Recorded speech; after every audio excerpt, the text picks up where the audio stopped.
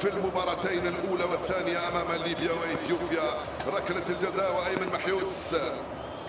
يا أيمن، يا أيمن، يا أيمن، يا أيمن، يا أيمن، يا أيمن، أعطوني نشوف وجه أيمن، أعطوني نشوف وجه أيمن.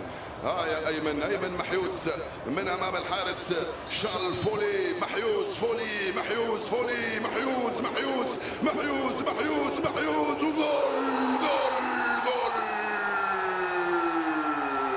من أين لك هذه الثقة؟ من أين لك هذه البراعة؟ من أين لك هذه الروعة؟ من أين لك هذه الجرأة؟ من أين لك هذه الشجاعة؟ ببساطة صحيحة جرى في ملعبه في ضواحي العاصمة.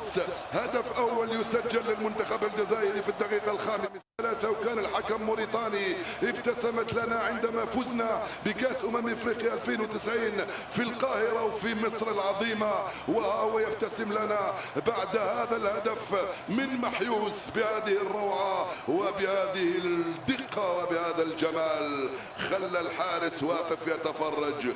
جول. يس.